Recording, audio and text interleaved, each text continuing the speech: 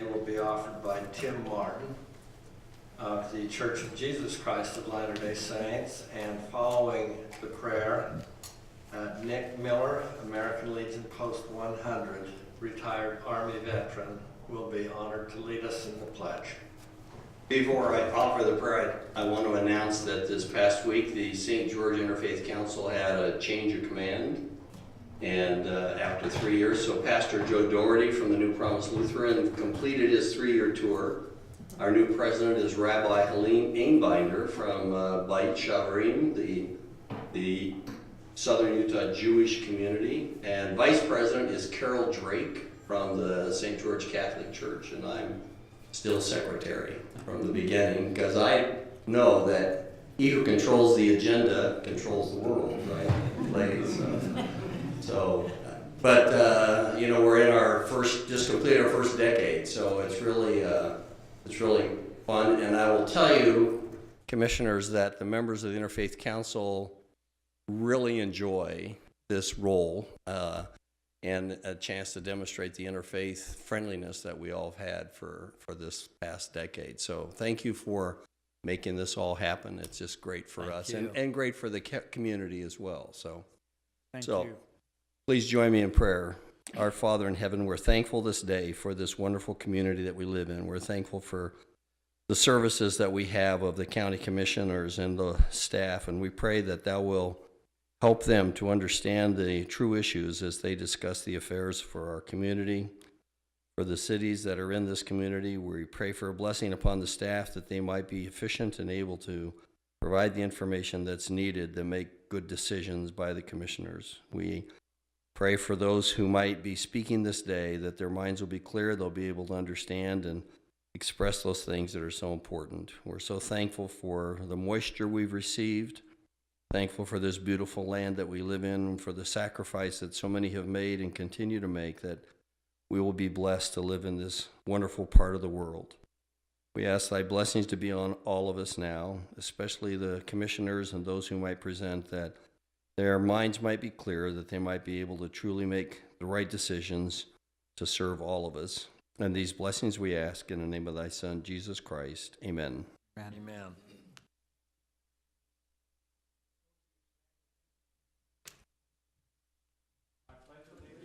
To the flag of the United States of America, and to the republic for which it stands, one nation under God, indivisible, with liberty and justice for all. Chairman, would you mind if Mr. Miller, before he leaves, Nick, would you tell us a little bit about your service and what brought you to Southern Utah, unless you're a native? Or Davis County person. Moved down here about was kind of like snowbirds at that time, and we moved permanently down in 2012. I was with the 101st Airborne Division, 67, 68 as a combat medic.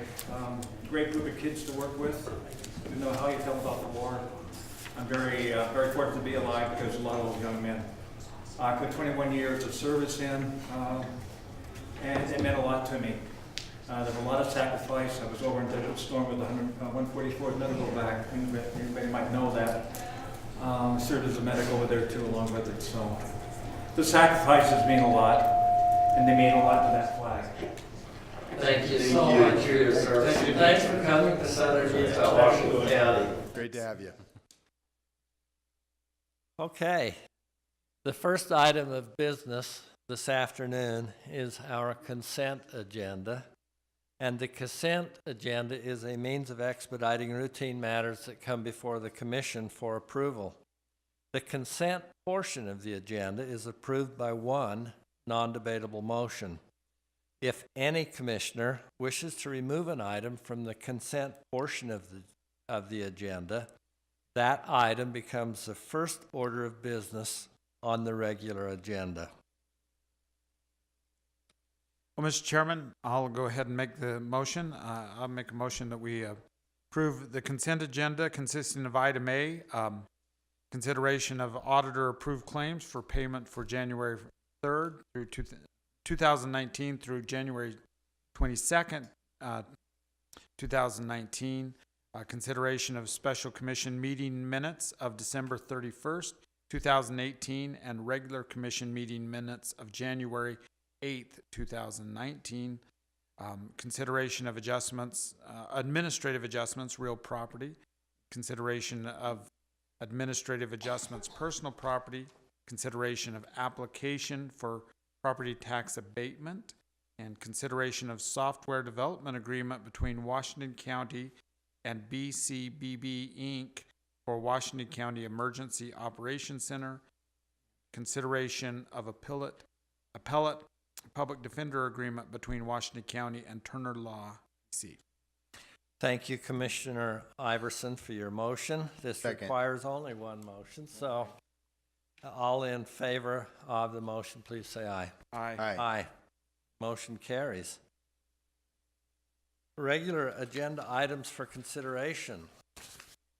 Agenda item number 1, presentation and consideration of updating the Drug Task Force MOU, Memorandum of Understanding on the opioid, fentanyl, and other drug use. And for that, we've asked our County Attorney Brock Belknap if he would brief us on that.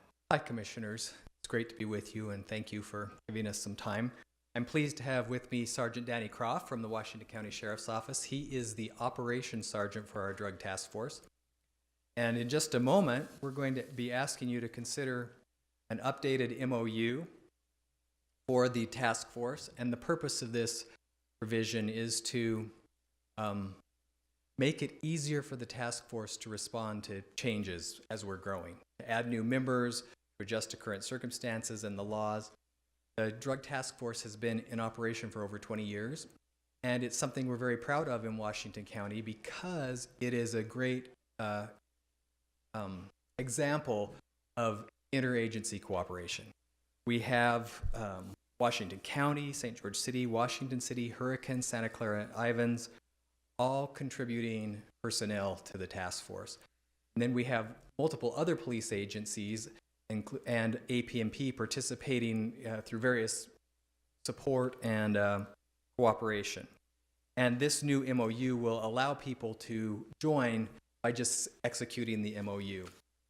So since we have this opportunity, we'd like to share a little bit with you about what the Drug Task Force does and why it's important in a community like Washington County. And I'm going to invite Sergeant Croft to come up and address that. Good afternoon, Commissioners. Afternoon. Thanks for letting us be here today. Appreciate that. We've put together provided our GIS division with some information regarding specific to drug cases and drug task force cases in Washington County to hopefully paint a little picture of how widespread the problem is. Now, please consider that this is specifically drug task force cases, but it is obviously a bigger problem than just the task force can handle. As you can see, it spreads from one end of the county clear to the other. So the information provided in this particular map is only drug task force cases from January 1 through January of 16. All those red dots that you see are just task force cases. Up around the St. George Police Department, there's a bigger cluster of them because a lot of the cases that we do, we protect the confidentiality of the location, and so we don't provide that to anybody else outside. That's why there's a big cluster around St. George Police Department. So there are a lot more cases actually than what is shown here, but we had to cluster those just to protect the confidentiality. I was going to have you scroll that up to look at my street, Yeah. but maybe I shouldn't I do want to that. see Dean's. Absolutely, zoom in. Throw Dean's address in there, Commissioner Cox's address in there. Sorry, Dean. Commissioner Cox. So yeah, this is another map that GIS put together for us, and it's I think it's a great visual of, this is one case in particular. The Drug Task Force, we try, because our resources are actually quite limited, even though luckily we have some good support from from our local agencies, we are still quite limited. So we have to focus our attention on what we consider the biggest players in Washington County. So this particular one, the GIS created a spider map for us, is one recent case. So the red line's the first location right there. And granted, these are general locations, again, to protect the confidentiality of exact locations. The red lines, excuse me, as drug dealers work, would be kind of a main source, if you will. Okay, these guys are bringing in literally pounds of drugs into our community, and then that main player will break it down into smaller quantities, and then again, that would be the blue lines. Those would be, say, your ounce, quarter pound type dealers, if you will. And then as it goes down and spreads out a little further, it just webs out all throughout the county. It gives you an idea of how vast this reaches within Washington County once the drugs get here. And I think the Drug Task Force, luckily, we keep pretty good tabs on what's going on here in Washington County. And I think that this gives you a pretty good visual of how widespread throughout the county, just because, just one or two people come into the community, they're very well connected all throughout the county. Again, all of these lines are tied to one organization. That red line, that first red line, is one individual that we know is bringing in large quantities of narcotics into Washington County. And then again, we wanted to show how it just kind of spiders out all throughout the county. Pretty good visual there. Yeah, so this next map is overdose cases. I've obtained the information through our Spillman system on overdose calls. So I did the search on the nature of the call being overdose. That spans from January 1 through December 31 of 2018. Again, just kind of gives you an idea of how vast of a problem this is. It doesn't specify disposition as far as if they had a fatality or what exactly the disposition of that call was, but those are all calls that are titled in our system as nature being overdose.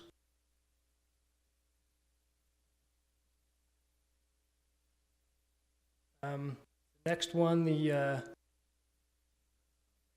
okay. All right. So to kind of give you an idea again and reiterate what the Drug Task Force does, our job is to focus on the biggest players that we can and focus our resources that we have available to us on those main players. As you can see, just those spread out. There's no boundaries. They go Ivans, Enterprise, Pine Valley, Hilldale, New Harmony, all over the county. So it's very important that we have officers from all the different agencies because they're familiar with the majority of the people where they work from. The officers that come into the task force are usually seasoned officers who know their community very well. They know a lot of the players that are going on. They bring a lot of that to the task force, and luckily we're able to say we have an incident out in Hurricane. They're a lot more familiar intimately with the people involved in the crime and locations and stuff in Hurricane, say, than our Ivan City officer is. So, but anytime, say, we have a case over in Hurricane, we can pull all of the resources of the task force over into Hurricane and focus on, an individual if that's becomes a priority. We need to focus on that. I would assume, if I can just ask a question, it's far more cost effective to cooperatively let those resources move across jurisdictional boundaries than trying to replicate them individually by community and law enforcement agency. Yes, absolutely. So the task force is funded by grants specifically, and those grants provide us overtime funds, they provide us equipment, they provide us training, and all of the detectives that are in the task force, no matter which agency they belong to, gets the benefit of all that monies, all the funds. So we all go to training, we all have access to the equipment, all the agencies have access to the equipment, I know our county sheriff's department was having a big problem with thefts, equipment thefts up by central Pine Valley area, and we loaned them some trackers to stick on some vehicles up there. So we have access to lots of equipment that's purchased by the Drug Task Force. We've also started doing interdiction, a little more interdiction on the freeway.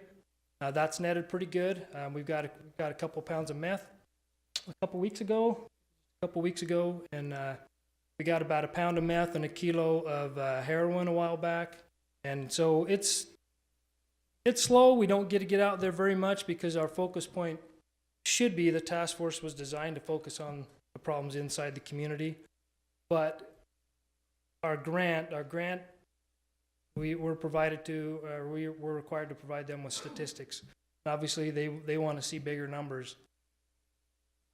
And one way to do that is to go out and work the interstate. This I-15 is a huge corridor, as everybody is familiar with, a lot of drugs coming through here. I have a question regarding the Postal Service. Mm-hmm. Is that a way of transporting drugs into the community? Yes. People just mailing it? Yep. Sending it in?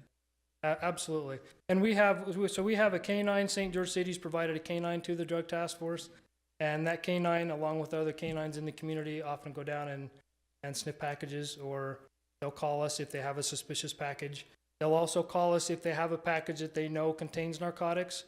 They also contact HSI if it's pills that's coming from some other location, and we'll assist them with a controlled delivery in our area or something to try and get the person who's bringing it into our community via mail. Question, and you may not be able to answer this one, and don't feel like you have to. What new complications will Prop 2 offer you? And you may not be able to say anything. Not that they have closed circuit TV in every drug lord's house. But the other question was, could you talk about the prescription database and how that's working and how you interplay with that? It's in our paragraph here.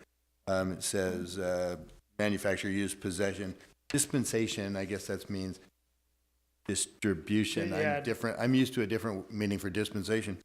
And then you've got prescription. So. Yeah, I think I'm going to refer this to Brock and let him. And then if you get the hub of that spider web, that red series, Mm-hmm. is it quickly replaced by someone else that has their own spider web, or do you feel like?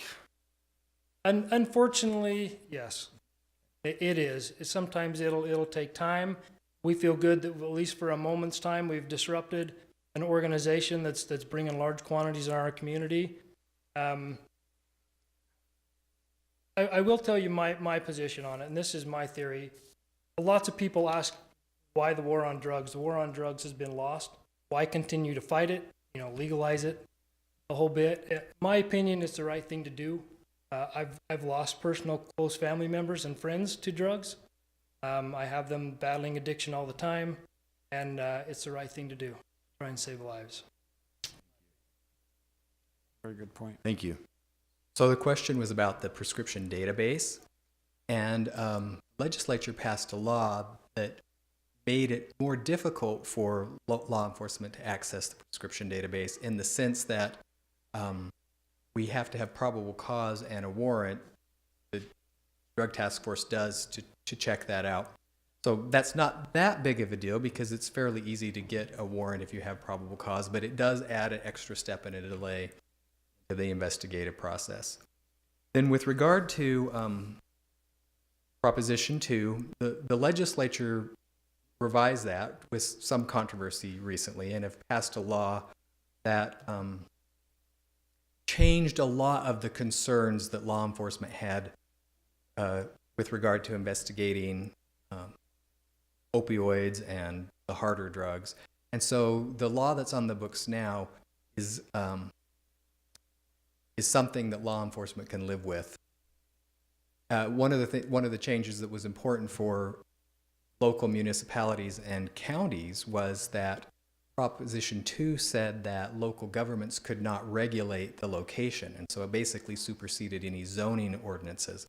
And that was changed by the legislature, which is important because even those who support the use of marijuana may not have wanted a store going up in their neighborhood next to their school. So that was a fix that the legislature fixed.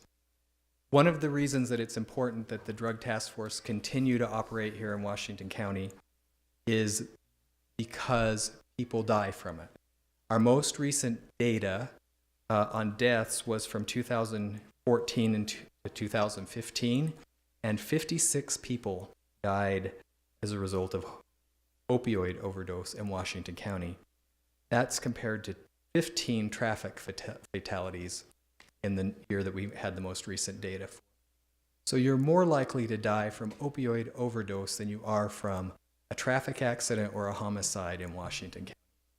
And then, of course, there are the untold costs to families, to the medical community, to insurance costs that are reflected in that.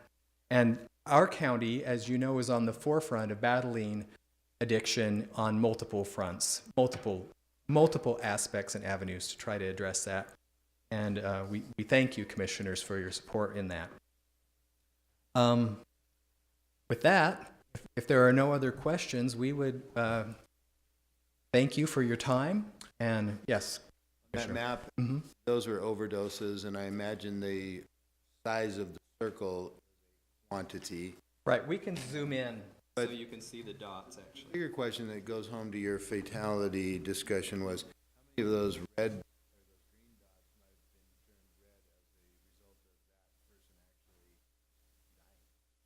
Well, yes, so we don't know if how many of those green dots represent death. But we do know that those green dots represent people who obtained illegal narcotics.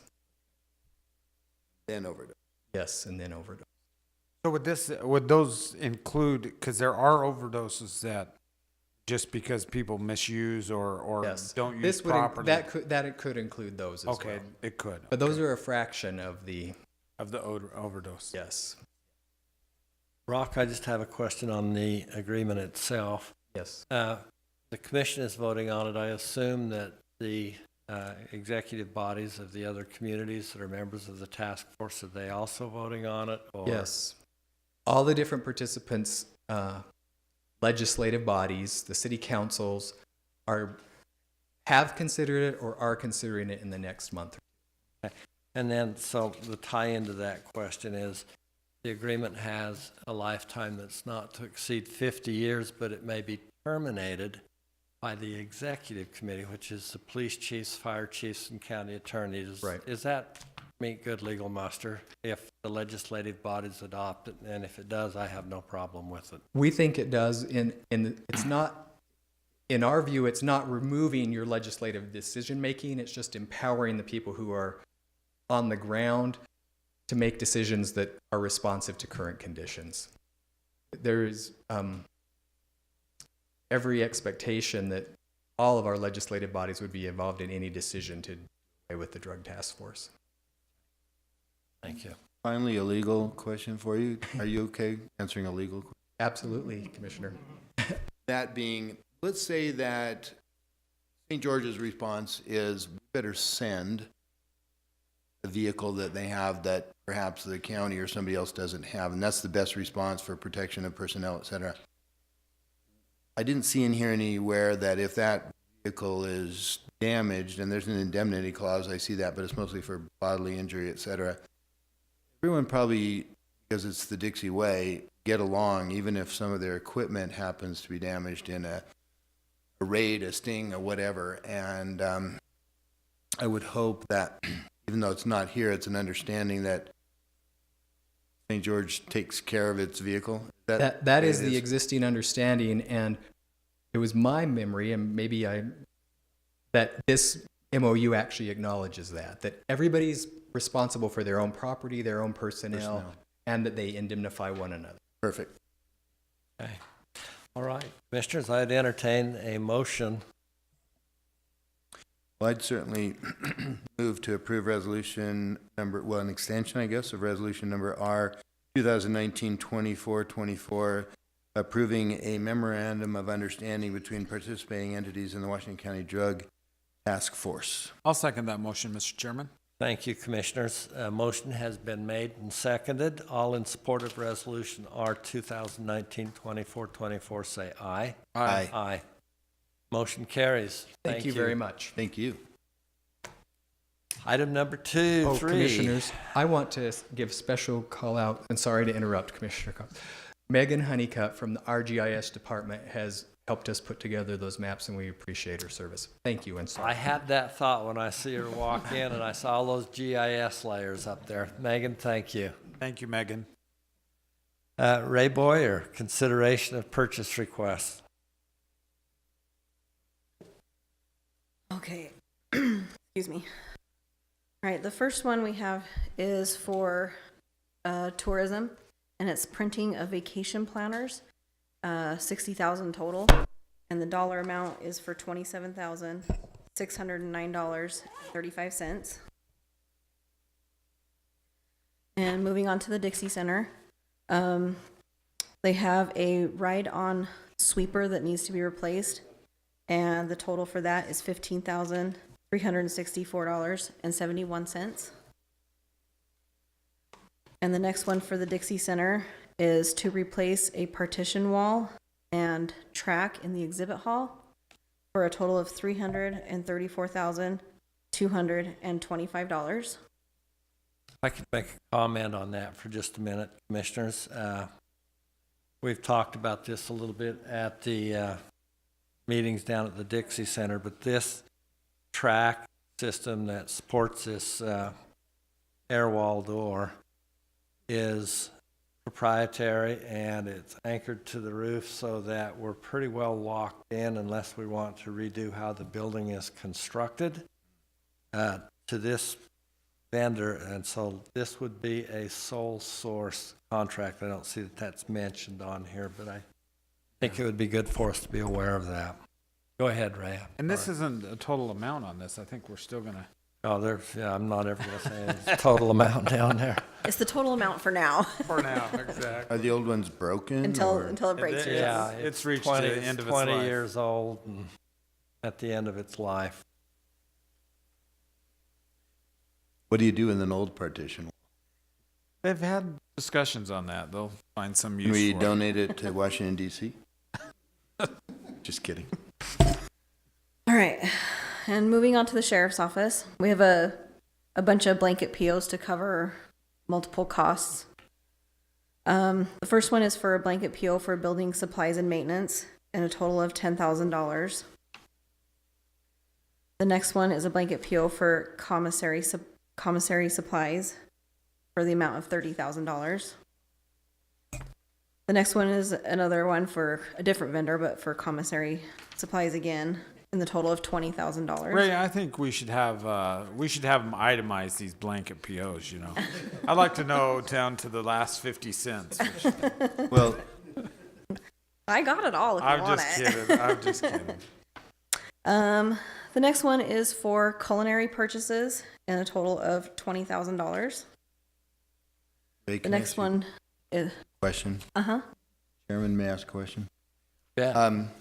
I noticed that a lot of these must be very specific companies that provide very specific things, because, you know, one's from New York and one's from Sioux Falls, and Vegas is close, and that's actually a company that also is Utah-based. So my question is, and don't want to give away, obviously, secrets when it deals with the sheriff's department, but is there an ongoing policy of buying local? You don't buy the things that are here locally manufactured, but what I'm saying, in everything.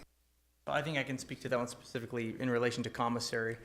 We have an agreement with a specific commissary company that they provide the services for the jail. That's gone through the bid process and all those kind of things. Those specific places are where they order these items from. So yes, we love to buy local, but we also love to get it cheaper. So that's where most of these. And while you're there, I saw that we had 2 different POs, and Ray probably hasn't quite got the last one yet, but for building supplies and maintenance. So Right. is that for paper supplies Yes. inside the jail? That was Correct. my question. Detergents, cleaning supplies, paper towels, toilet paper, your basic maintenance items as well, that kind of thing. Day-to-day items that we typically don't think much about. And with these open POs cause me a little bit of angst. I understand. Do you go through an RFP process, or what kind of a process are you using to select these companies? Are they on the state contract list? Almost all or- of these companies will be on the state contract or state bid. That's who we get most of our items from, like, say, toilet paper. Toilet paper is a good example. We'll run that through 3 sources and look and see which one's the cheapest, and that's typically who we go through, and usually it's the state bid. Thank you. Thank you, James. Sorry, Ray. No problem. Okay, I don't remember if I did this one, but this one was for culinary purchases, which is kitchen supplies and food, for $20,000. The next one is culinary purchases again for a total of $30,000. The next one is for culinary purchases again for $180,000. The next one is for more building and maintenance supplies, and a total of $15,000. And done with the blanket POs.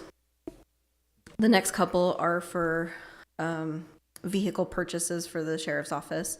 The first one is for 2 patrol vehicles, 1 motor pool vehicle, and with for a total of $109,976. But we have an outstanding credit with Kangar of St. George Ford, which covers all of those costs. So our bottom line on that is $0. Okay. And then the next one is for 4 more patrol vehicles, 3 more motor pool vehicles, and a passenger van.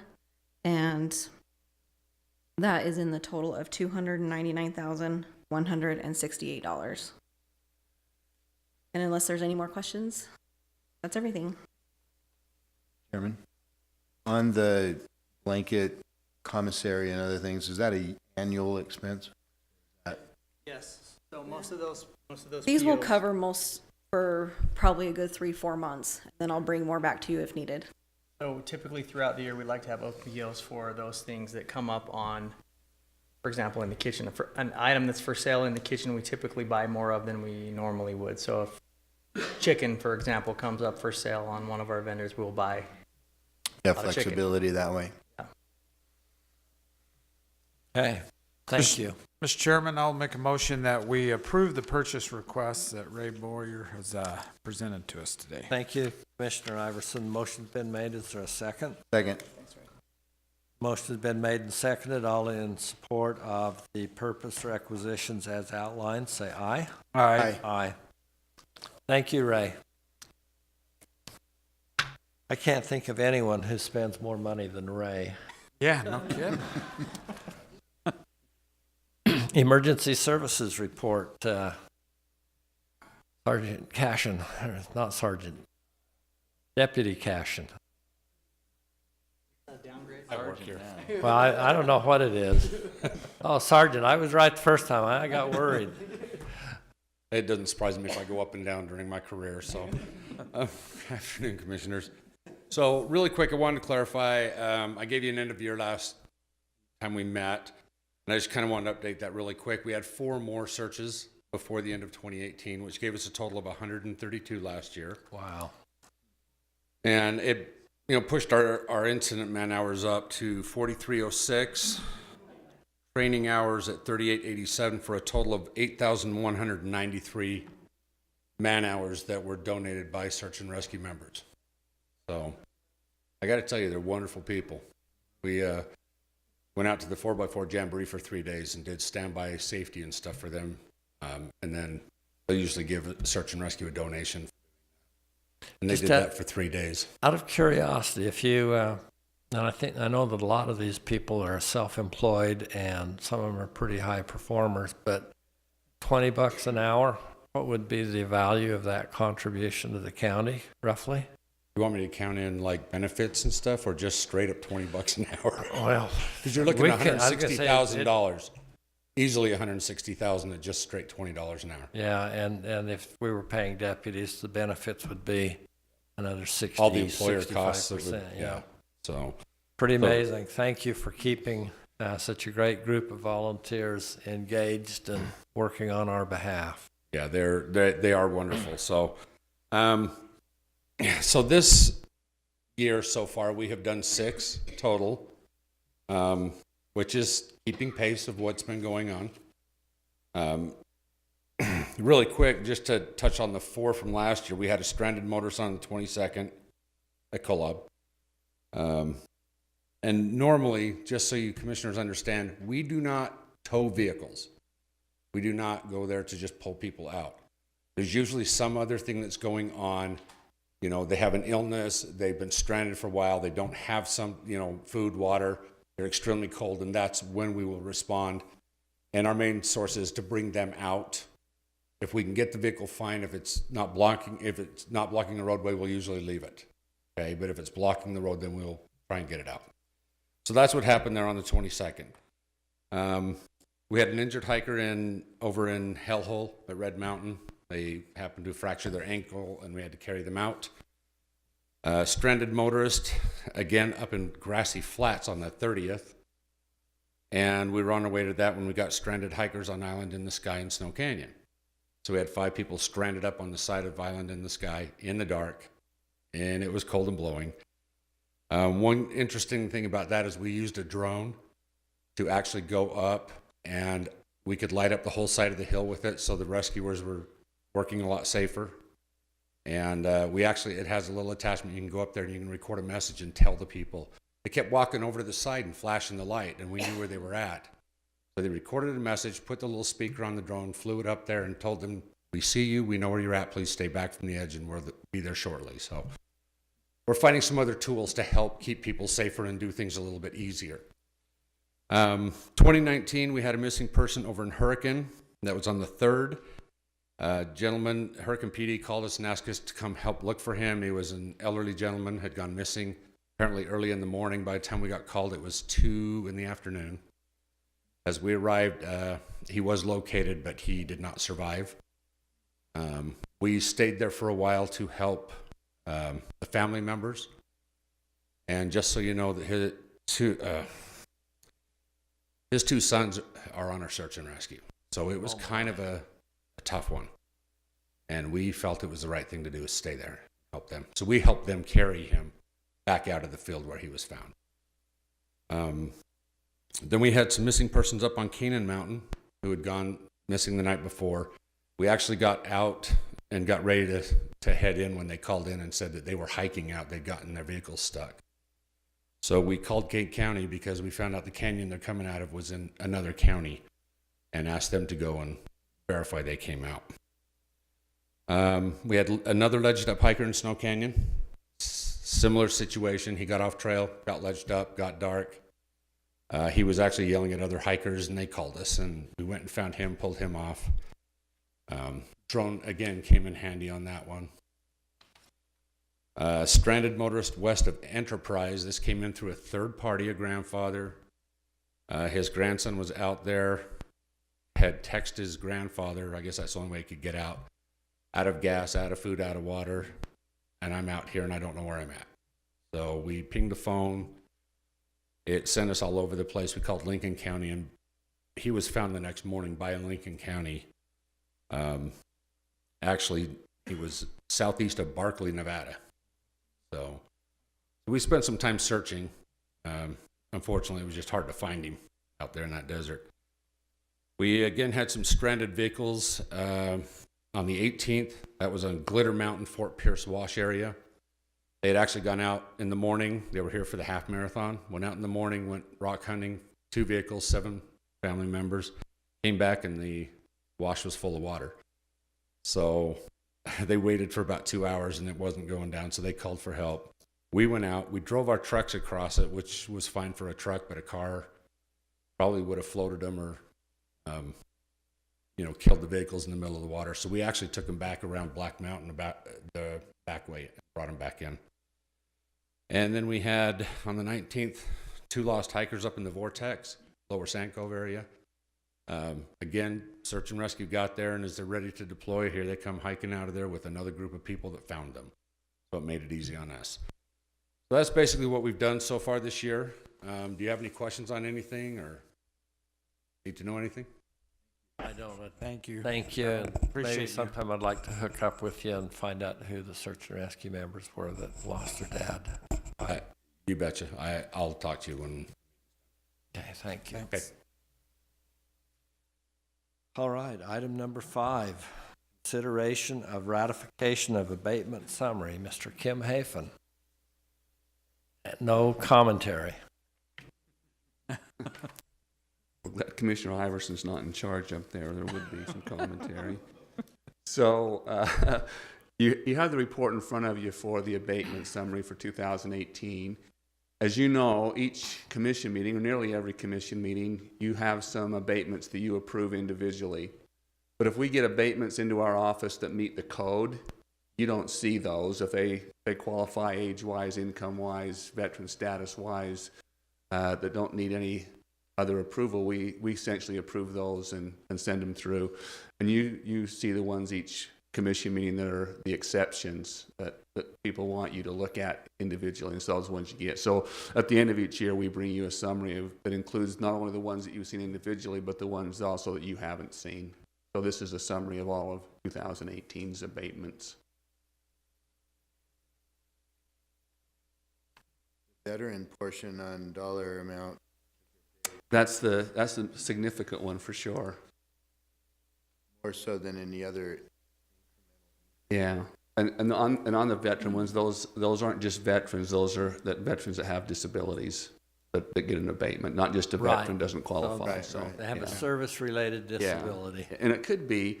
I'm not sure if the new veterans home in Ivans has brought more veterans to our neck of the woods. Well, they wouldn't have to have their own home to qualify, but that may be something that's brought more folks into this part of the country. Well, thank you, Kim, and I know that as we consider these veteran abatements, I noticed that 3 out of 4 today were for that. I am again always feel indebted, and I'm sure the other commissioners do as well, for the service that these veterans have rendered to our country. It's a relatively small amount of money when you think about the Washington County tax base, and this is for folks that have a struggle, either income-wise, health-wise, disability-wise, some issue that they're dealing with. So, Isn't there a partial reimbursement state to the? yeah, on the County. indigent part, we get part of that's reimbursed by the state, part of it's funded by the county. Okay, well, it's a great summary. Any other questions, or is there a motion to ratify? I'll go ahead, Mr. Chairman, and make a motion that we ratify the abatement summary for 2018, given by Kim Hafen, Utah's Auditor of the Year. Second. We're gonna have to find a muzzle. Okay, motion has been made and seconded. All in support of the motion, say aye. Aye. Aye. Now, the motion, Nicole, just so that you trapped it correctly, recognized Kim as Clerk Auditor of the Year. That's all past history, Commissioner. Okay, item 7.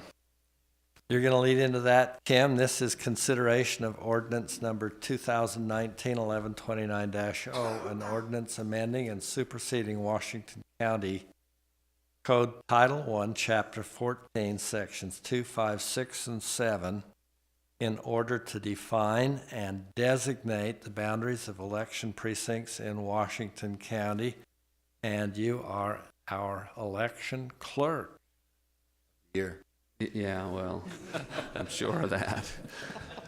So Utah code provides that voting precincts can't have more than 1,250 voters, registered voters per precinct. So every couple of years we look at, after the elections are over, we take a look and see how we're working out with those. And obviously you know that we're a growing part of the country. So we have made some new precincts and made some adjustments.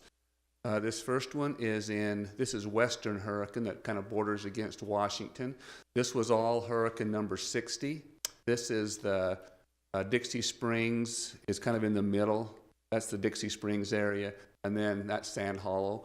So we've made a division there and divided Dixie Springs on one of the main roads that goes through the development there to create a new Hurricane 61.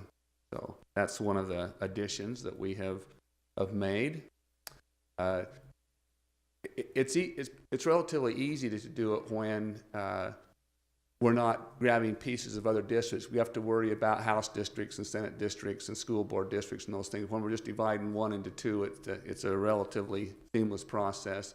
And we're aided a great deal by the GIS department. They have a program that Lisa helps us with that makes that relatively painless. The next one, 45 and 50 are the ones in question here. All of 45 and 50 was 45, and this is the Little Valley area. The 50 now includes Desert Edge. That's kind of the, oops, I don't want to hit that one. This is where like Desert Edge is, out south of the airport. And then there's another development over in here just off River Road that is included in that as well. So again, we've taken one precinct there, 45, and created two, 45 and 50. The next one is Sun River. This used to be all 39, 41, and 46. There was 3 precincts there, and we've created a 4th, SG 51. Some of the shapes look kind of odd occasionally, but we look at streets. In some cases, we're looking at golf course holes and things that kind of separate neighborhoods just a little bit. So that's the creation of a 3rd or a 4th precinct in the Sun River area.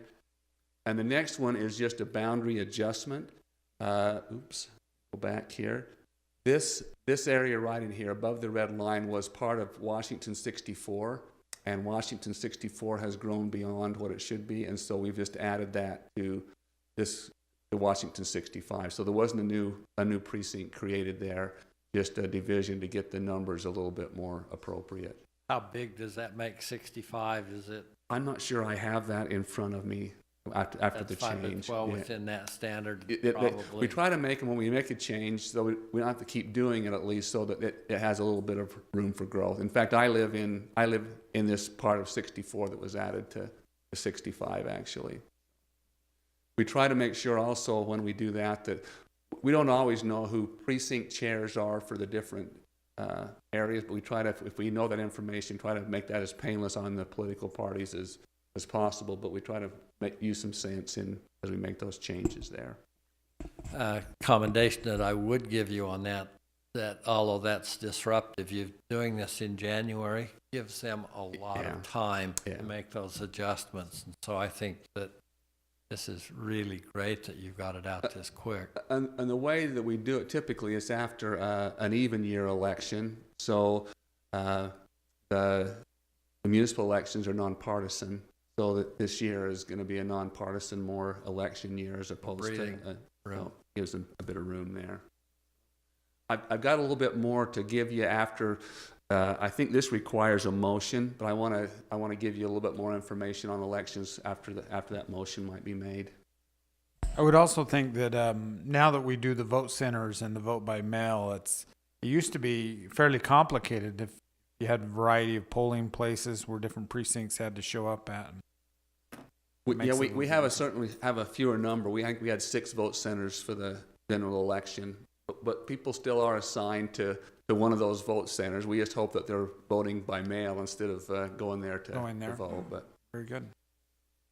You need a motion. So we will be adopting these recommended precinct changes by ordinance. Yeah. Okay. Need a motion? I do.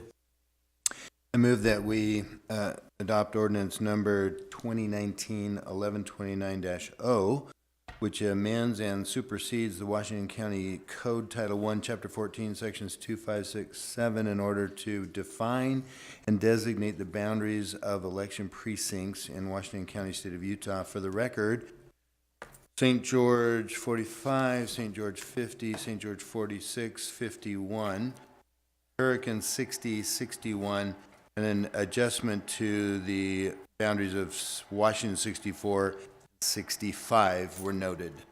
Thank you for the motion. I'll second that motion. Motion has been made and seconded, all in support of ordinance number 2019-1129-0 as outlined. Please say aye. Aye. Aye.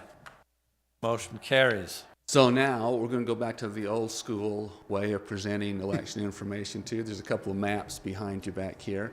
And this is more for your information than it is for a motion.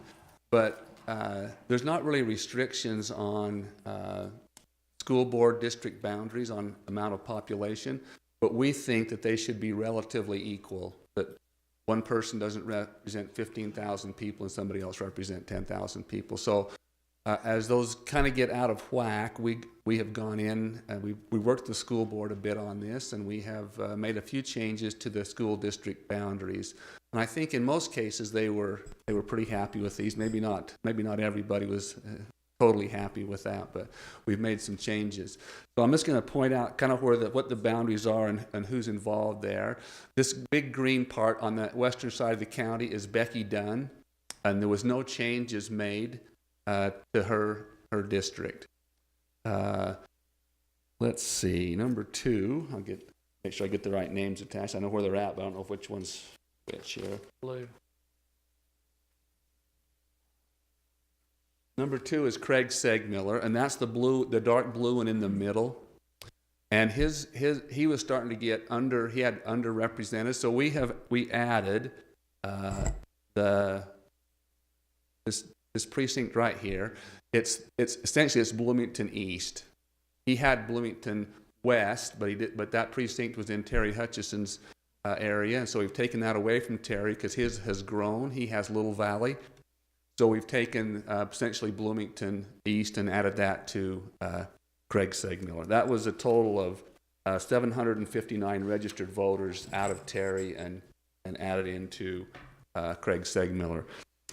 We took one more district out of Terry Hutchison's area, and it's right. I think that's SG 30. I can't see the number, but that's Lorene Cox's area, and we've added 30 to hers, and that also is coming out of Terry, and that was 1,153 registered voters. So Terry's losing about 2,000 registered voters scattered between a couple of other board members. 30 is mine as Okay, great, cool. So you have a new representative then. So I won't talk about Lorene because we've talked about it there. Now the next one is David Sterland and Kelly Blake. So as you look at the map, the map on your left over there is how they used to be, and the map on the right here is how they've changed. So Kelly Blake has a bit of Washington and West Hurricane, and David Sterland had the eastern part of the county. We have taken New Harmony and the area around New Harmony and Leeds and the area around Leeds and given that to David Sterland and away from Kelly Blake. And so that's he has kind of the blue and the green on both sides of the county kind of match up. We got a lot of area with not a lot of registered voters in them, but we've equated those just a bit. And then I think that is all of the changes we left. Laura Hessen has number 7, and she is this pink one right here.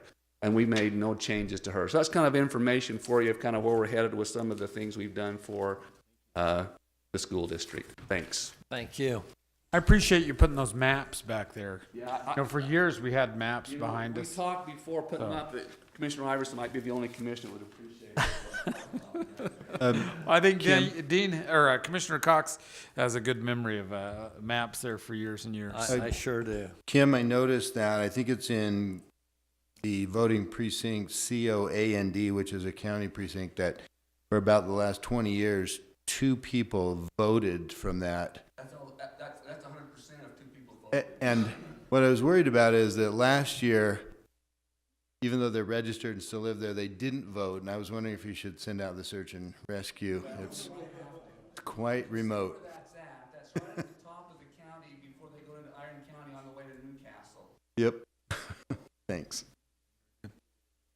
All right. Next item, number 7, consideration of resolution number R 2019-2420, a resolution appointing and reappointing board members to the Ash Creek Special Service District Administrative Control Board. Commissioner Iverson, you're from that area of the Yes, woods. and I appreciate Ash Creek. They're a wonderful special service district that takes care of our waste over there. So the cities nominate, and the county confirms those nominations. And so the names that have been nominated that we've chosen to accept are Mayor John Bramall, Mayor Richard Hershey, Mayor Lynn Chamberlain, with terms that will run until December 31st, 2022. Thank you. So that is your motion. Second. Motion has been made and seconded to appoint Mayor John Brommel, Mayor Richard Hershey, and Mayor Lynn Chamberlain to the Ash Creek Special Service District Administrative Control Board with terms ending December 31, 2022. All in support of the motion, say aye. Aye. Aye. Aye. Motion carries. Item 8, consideration of resolution number R 2019-2421, a resolution approving the priority list of highway corridor preservation projects within Washington County established by the Washington County Council of Governments, which we refer to as the COG. Todd?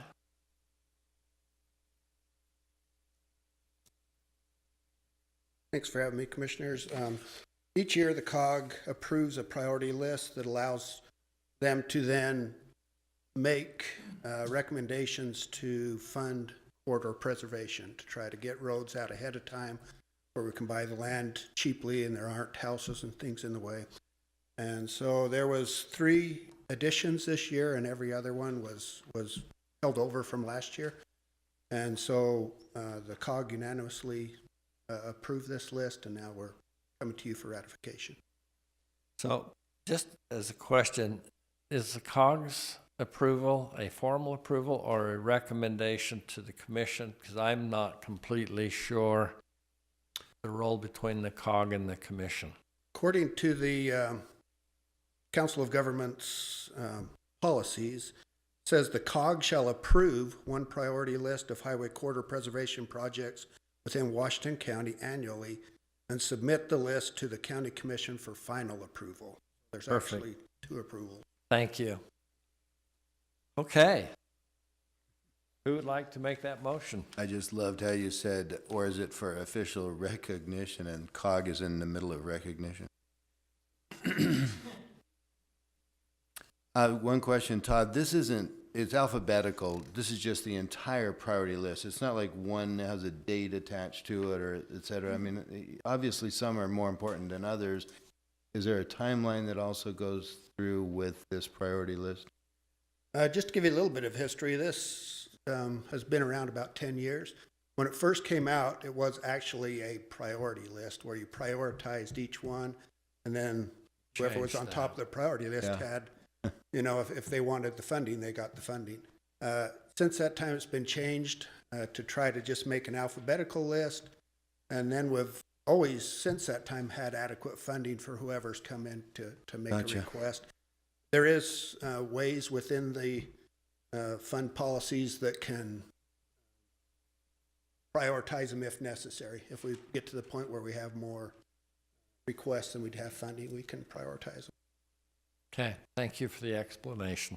I move then to approve resolution number R 2019-2421, approving the priority list of highway corridor preservation projects within Washington County established by the Washington County Council of Governments. I'll second that motion. Thank you. Motion has been made and seconded in support of resolution 2019-2421. All in favor say aye. Aye. Aye. Motion carries. Item 9, consideration of resolution number R 2019-2422, a resolution appointing a member to the Washington County Agriculture Protection Area Advisory Board. Well, very good. Iverson. So, under state code, where individuals with agricultural land are able to apply for and receive and place it into an agricultural protection area. And the county works with our local conservation district as far as reviewing those applications. And we're putting forward the name of Lloyd Jessup, who is also a member of the Conservation District as a member of that advisory. So, Mr. Chairman, with that, I'd like to make a motion that we adopt Resolution R-2019-2422, appointing a member to the Washington County Agricultural Protection Area Advisory Board, and that person being Lloyd Jessup, whose Thank you. term would expire next year. Thank you, Commissioner Iverson. Is there a second? Second. Motion has been made and seconded. All in support of the motion, say aye. Aye. Aye. Motion carries.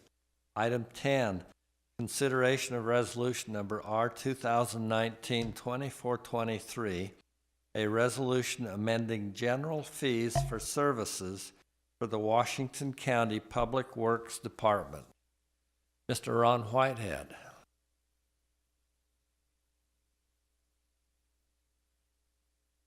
These are the costs and fees we establish sometimes when we use our equipment and men to help out small communities that don't have the funds to do some of this work. It's also something we need to have in place if we have any declared disasters. We need to have a fee schedule in place that we show what we're charging per hourly rate. If we don't have that, we end up going back to FEMA's hourly rate, which is about a quarter of this maybe. So it's good to have in place. We update it from time to time, and that's what we're doing here, is to update it. And this cost that you've got here is reflective of the actual cost of operating the machinery with the operators. Yes, we have to set this up so all our costs are paid for, so we're not mixing funds that are received for the county for roads, funds that are received for the cities. It's all kept separate, so. Thank you, Ron. Looks like it's pretty commensurate also with what you would go and logically rent that equipment for, if not even a little less. You know, if you went to a local equipment rental, you're reasonable, but you also have guidelines that are published by others, or at least there's a standard, right? It's a little less than what you would find out in the private sector because we're not for profit. And we don't let anybody except these municipalities primarily would be the ones that contract. And with our employee, which brings to mind, Ron, this one under here that says broom, $60. Is that you personally? That's a You're out with a mechanical broom. broom. They've taken away my broom. I'm not allowed to just be pushing a broom down the road anymore, so. You didn't clarify. Hey, thank you. I move, Chair, that we adopt the resolution R 2019-2423, amending the general fee service for services for the Washington County Public Works Department, especially to note what you said, that it's for smaller communities that are only within the county and it's not for profit. Okay, motion has been made. Mr. Chairman, I'll second that motion. And seconded. All in support of the motion, say aye. Aye. Aye. That motion carries. Item number 12, consideration of resolution number R 2019-2426, a resolution appointing board members to the Washington County Planning Commission. Our department head, Scott Messel. Hi, Commissioners. The Planning Commission consists of 7 regular members and up to 5 alternate members. Last couple of years, we decided to have 2 alternate members, and it has worked out really well for us as people's schedules change and have different commitments. We've been able, the alternates almost acts like a training, and it also makes it, in case someone isn't able to attend a meeting, that we have someone that can fill in for them. So each regular members their term is 3 years, and alternate members' terms are 2 years. And so each year we end up doing interviews and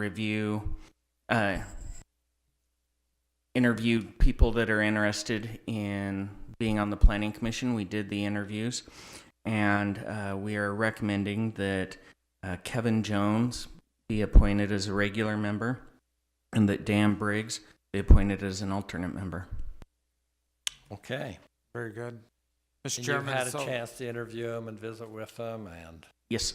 Okay.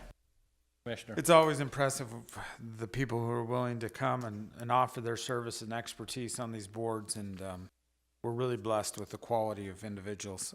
Some are even suffering through this meeting, too. Yeah, I noticed that Mr. Jones has been patiently present. Okay, thank you. It won't be his first meeting that he spends Suffers. an hour in. Yes. Okay, motion has been made. Well, Mr. Chairman, I'll make a motion that we adopt Resolution R-2019-2426, appointing members to the Board of Washington County Planning Commission, Kevin Jones and Dan Briggs. Second. Made and seconded. All in support of the motion, say aye. Aye. Aye. Item number 11 that somehow I skipped over, Ron. Consideration of resolution number R 2019-2425, a resolution approving public works interlocal agreements with small towns for snow removal and road maintenance. Would you come and describe to us what this agreement is doing? These are memorandums of understanding we have in place over the past few years, and we'd like to renew those with some changes that specifies stuff we haven't had in there. It's for the smaller communities that don't have the funds or the equipment to plow snow, as in New Harmony's case, or maintain roads adequately, as in some of the smaller communities out there. The county is agreeing to help them for a cost. They pay that fee to us, so we're not shelling out of the county funds to take care of cities, taking care of their. Okay, thank you. Any questions for Ron? Nope. Okay, motion to approve. I would like to second motion that I just made. Commissioner Almquist is going to make. To adopt resolution 2425. He was looking to see if I was in there with a broom again. And Yeah. Very good. I found it. Okay, all in support of resolution R 2019-2425, say aye. Aye. Aye. Motion carries. Number 13, consideration of resolution number R 2019-2427, a resolution amending the boundary of the Hurricane Valley Fire Special Service District to include the area within the Rockville-Springdale Fire Special Service District. Kim, as our clerk auditor, is charged with compiling the statistics of protests and things like that. We had a hearing on this in Springdale in November, and following the hearing, we passed the resolution, opened a 60-day protest period. So Kim, that concluded. Could you give us the report on that? Yeah, I'll just tell you kind of what we did there. We received a packet of signatures in protest to that combination of special service districts. There was one single letter and the packet, and the total of the single letter in the packet was 61 names. It ends up that the single letter's name was also in the packet, so that was a duplicate, and there was 2 additional duplicate names. And there's also one on the packet that didn't live in the area. They actually live in Zion National Park and didn't qualify to vote. So a total of essentially of 61, there was 57 that would be what we thought was official registered voters in the protest. There are three tests with the protest. One is acres of people, the land area of the ones that would protest. And we backed out. We're not sure exactly the process, maybe, but we backed out the exempt land. We thought that was inappropriate, that would diminish the protesters' percentage with that a bit. So we tried to err if we did err. This would help the protest cause. Right. Yeah, and so, but with that, 5.23% of the acres of the Rockville Springdale Fire protested, represented that 5.23%. Another test is... what's the legal threshold on the acre? I think it's 25%. Okay. Another test is the value of the property in the area. And again, we backed out the value of the exempt land. We also backed out the value of the state assessed land, which reduced the total value, again, in an effort to make sure that the protests were... receive whatever benefit of the doubt that there might be. And then And the value of those acres, or of the property owned by those people, was 4.95%. And we did our best to locate all those parcels. Some people there had more than one parcel. Some had multiple parcels. We tried to make sure we got all those. We checked mailing addresses and situs addresses and names, and tried to get that list as complete as possible as we could get from the protest packets. And that's because the protest packets didn't include parcel numbers. It just had a name. It had a name and a mailing address. Actually, a situs address. You did legwork to try to track those down then. Yeah. Thank you for doing that. Hope we got all those. The third threshold is number of registered voters. Legal threshold for the percentage. I think it's 15% on value. Value. And then the third threshold is the number of voters, what percent of the protest voters voted in the last presidential election. And today we had 57 registered voters. There was 558 people that voted in 2016 in the presidential election. And that's 10.22% of that. Again, that's a 25% threshold for the protests. So those three thresholds, none of the three were realized. Thank you. Thanks. Okay, Eric, what's our process now on this? So commissioners, what this does, if you guys adopt this resolution, then for a time you'll have 2 special service districts that are created and authorized to offer fire and emergency protection services in Rockville. The reason we do it that way is because there's some time to wind that down, where Allow property for needs to be some transferred. type of an orderly transfer. Yeah, if you just cut one off and say it doesn't exist anymore before it can transfer, or if you do it the other way, then you have it transferring to something that isn't authorized to provide service. So this is just the cleanest way to do that. Your next step would probably be to look at that board and determine if there's still a reason to have a Rockville Springdale Fire Protection Board. The contract's in place with Hurricane Valley to provide the services the rest of the year. That the Rockville Springdale is the entity that will levy the tax rate and collect the fees, but basically that's their only They've function. contracted collecting the fees, I believe, to Hurricane Valley. With Hurricane Valley. So really, what needs to happen is legally that the property needs to be transferred over to Hurricane Valley, and then that district will be dissolved. And ideally, that would happen at the end of the year, just for tax reasons with the tax date. So ideally, that board would go away on December 31st if that's the direction that you choose to move. Well, not the board, the entity.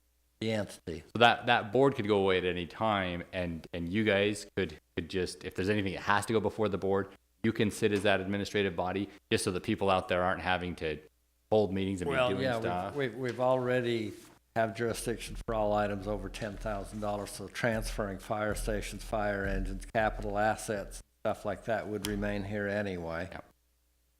And that can all happen in one meeting where a list comes in and approval's given for all of those things to be done. Correct.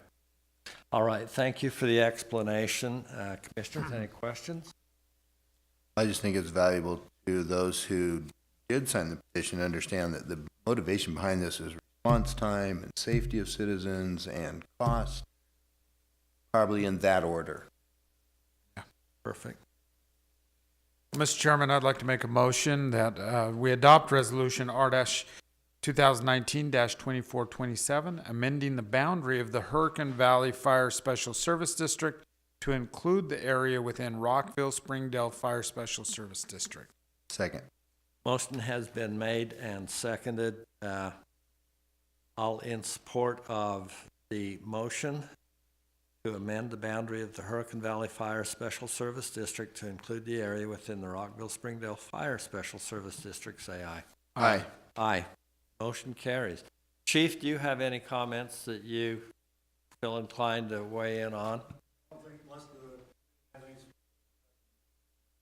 Okay. Thank you for coming.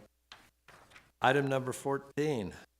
Consideration of resolution number R 2019-2428, a resolution of the Board of County Commissioners of Washington County, Utah, amending Resolution R 2019-2417 in order to change certain dates set forth therein and related matters. This really sounds like an attorney explanation. Yeah. is in order. That title was written by an attorney out of Salt Lake, not by me, just for the record. So what happened last meeting, commissioners, is you guys adopted a resolution kicking off the process, considering whether you'll impose or create a special assessment area at the request of residents in the Harmony Heights subdivision Right. to pave their subdivision, right? As part of that, there needs to be a public hearing, and then there's a protest period for that. We put the dates for that public hearing in, and then we got calendaring them after your approval and realized that it overlaps NACO, and so you guys won't be here. So this just amends the dates to bump those back so that the new public hearing date will be March 19th. And then the meeting where the protest will be counted and reported, similar to what happened today, will be May 21st. Okay, thank you. That's pretty reasonable. Any questions for Eric or a motion? A motion to adopt resolution R 2019-2428, setting forth a change in order of certain dates for those related.